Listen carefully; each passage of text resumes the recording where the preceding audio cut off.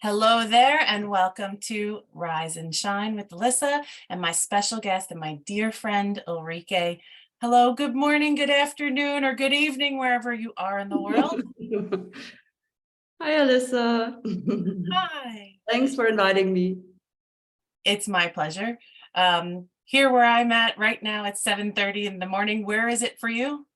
It's 1:30 in Germany. Right on.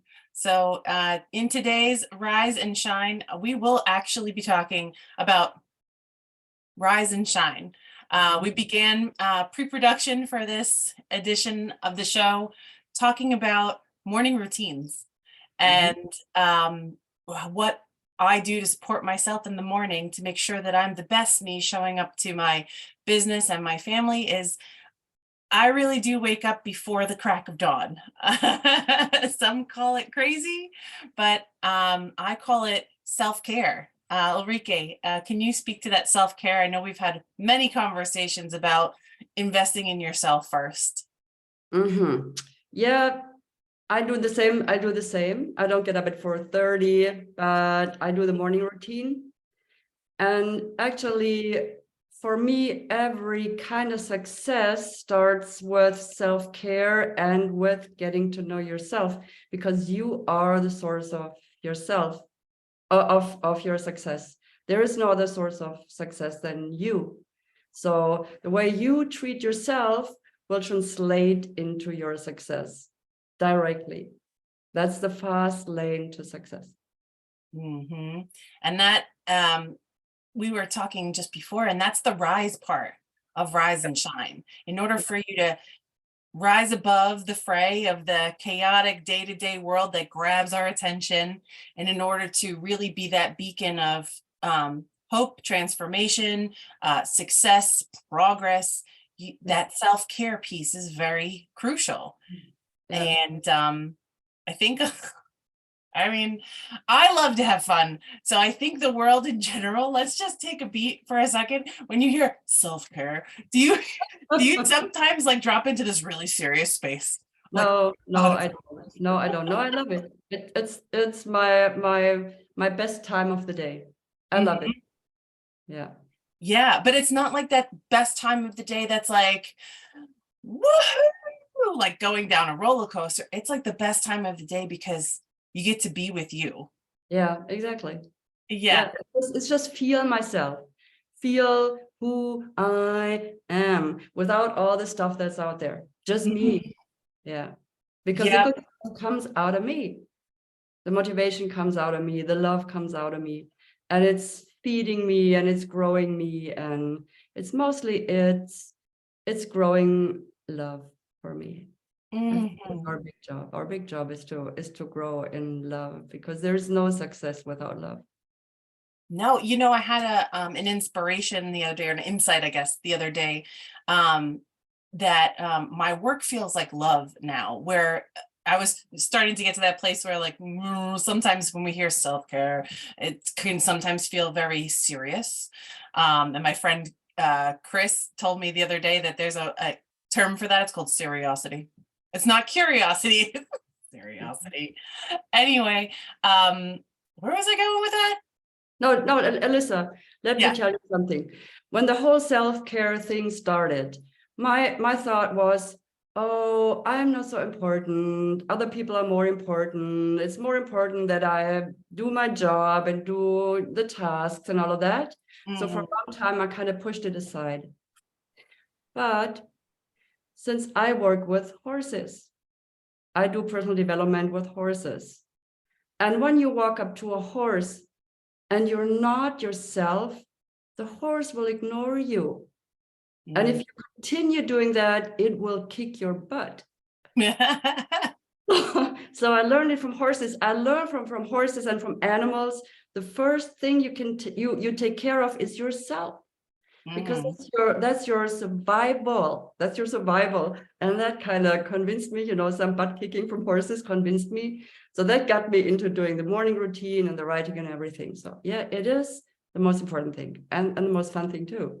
Yeah, and that was kind of the difference I feel sometimes between fun and satisfaction. And like there's this nuance here in self-care where you're investing in your personal satisfaction with how you treat yourself Mm-hmm. versus fun, which is when you are embodied and truly like having what brings you joy, an experience that brings you joy. That fun is almost like on top Yeah, of that foundation that you've set, right? And for me, we were talking about it feels like love. And love, I find, being in the world of finance and real estate, again, that curiosity thing about getting really curious about something means you have to get serious and study it.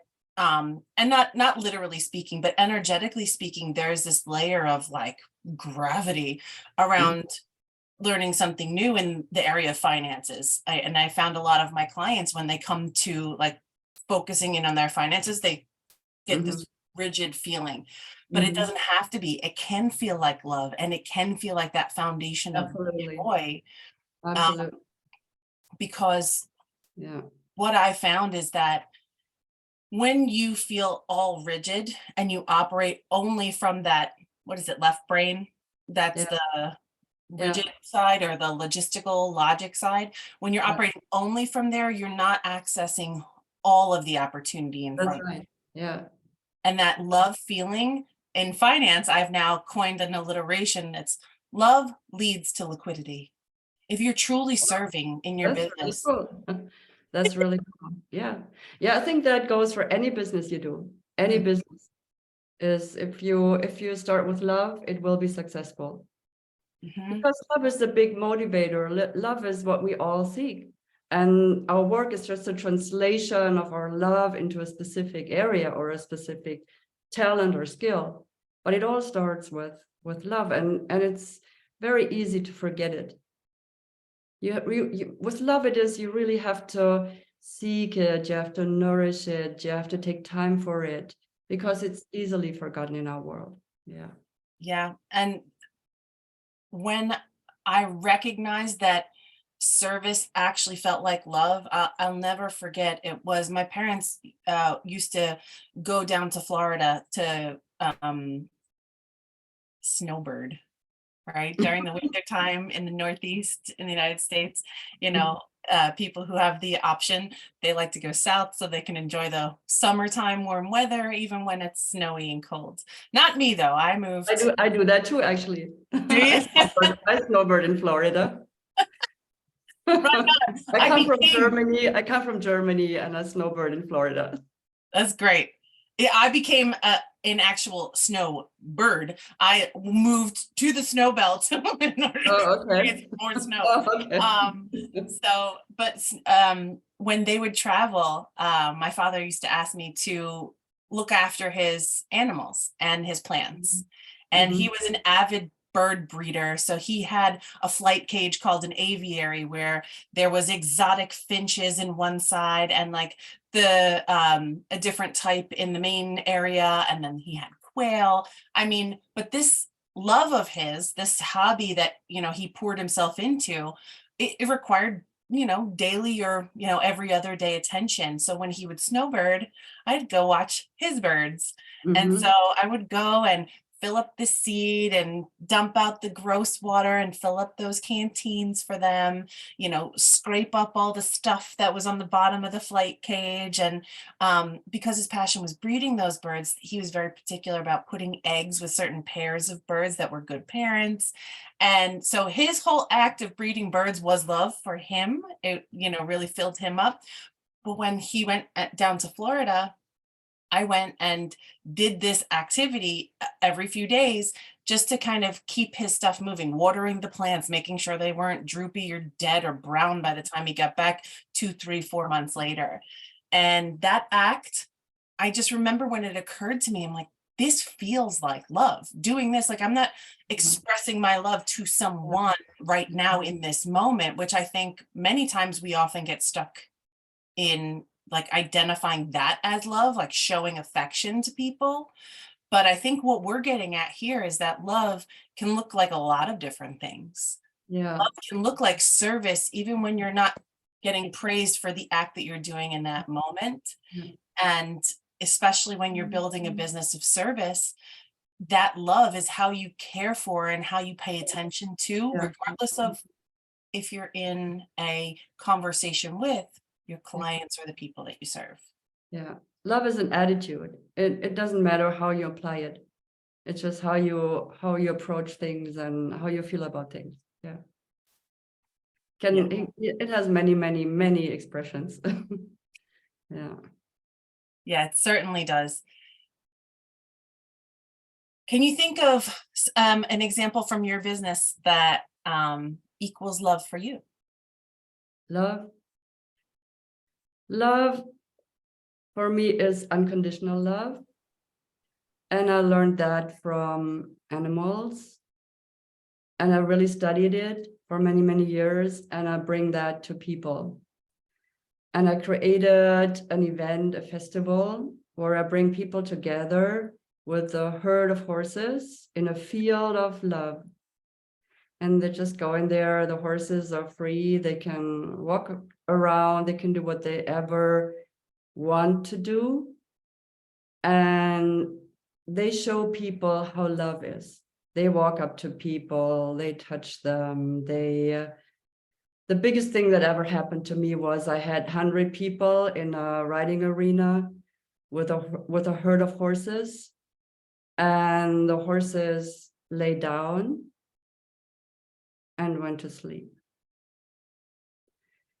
And to experience that from an animal that's a prey animal would never lie down if it doesn't completely trust, because that's a very vulnerable position for a prey animal. And that they did that, it showed us humans that we're all love. We're not threatening, even if we're 100 that don't know each other.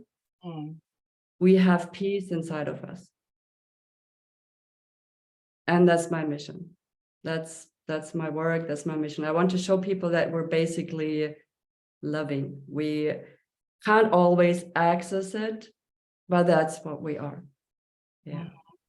So I like to make sure people have an actionable item when they leave from these gatherings. And I feel that the tools we've been talking about right up until I feel like the quintessential essence of this conversation right here that you just said, showing people that we are peace, even though we get distracted in the instant gratification or the day-to-day transactional fear-based, scarcity-based life that we can tend to get our focus pulled into.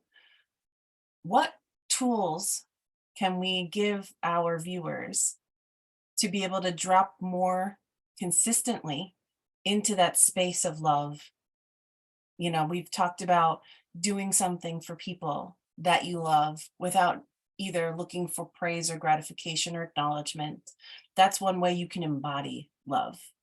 We've talked about doing a morning routine using writing. You know, there's something, Julie Cameron wrote the book, The Artist's Way. And in there, the morning pages activity is something I've personally taken to heart, because writing every morning and just the act of hearing something that occurs to me and just putting it on the page without filter and judgment has really transformed how I think and feel about myself. Because anyway, so the morning pages is another tool. What other tools can we recommend, Ulrike? The most basic tool is how you direct your attention. Because that's something you can always do. You can always make a decision where you focus your attention. And if you want to come from a loving position, you start with focusing the attention on yourself.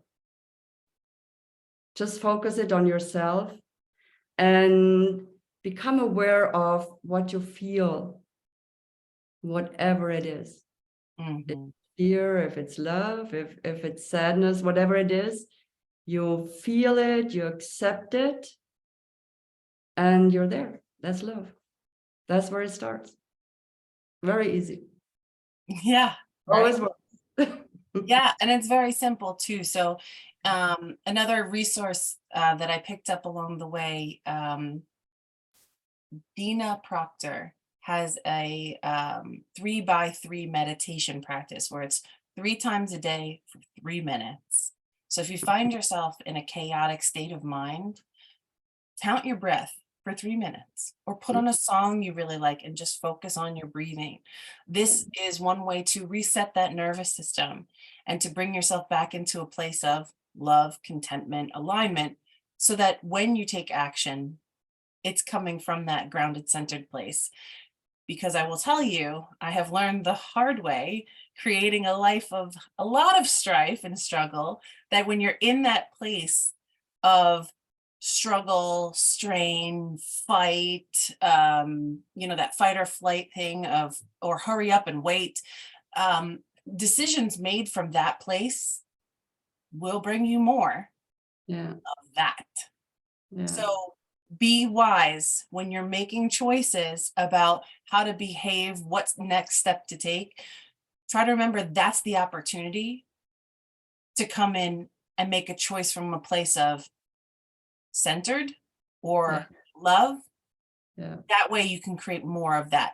Because sometimes, all the time actually, we are constantly creating in this world what we expect to see. So changing that expectation by being with yourself more often allows us to see it everywhere. Yeah, exactly. That's how it works. Yeah. Yeah. Yeah, we can all do that. We can all do that. You don't have to be educated, hugely trained. We can all learn that. Yeah. Yep. One really quick way to do it. And again, I love to incorporate fun into these things because like being loving can sometimes feel very serious, and it is very serious. And it's also extremely joyful. So one way that I've learned through studying Jack Canfield and going to those kind of trainings is put yourself in the Superwoman pose and stay there for 60 seconds. Okay. That will bring you into a place of joy. Or paste a smile on your face and just sit there and see if you can't actually feel yourself naturally starting to smile because or talk to Alissa, listen to Alissa. That will bring you into a place of joy too. Yeah, and then working in the world of finance, I put the fun in funding. You have to. These are the irreverent principles that kind of bring our world out of that like muck and mire. Yeah, this is what we're meant to be every day. So thank you for that.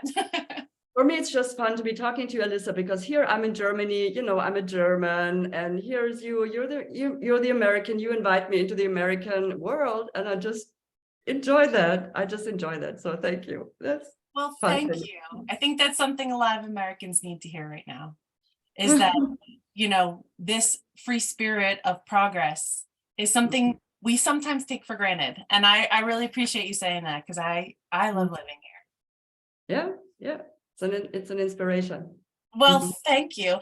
And with that, we will conclude our episode of Rise and Shine. Hang on for 1 second. I'm going to do the screenshot. So put it in front of your body here so it doesn't blur out. Yeah. Okay, All right. About Jamaica. That's your happy place. That's my happy place. Yeah. Right on. Oh, high five. Thank you so much for being here with me today. I love you. I love you too. See you soon.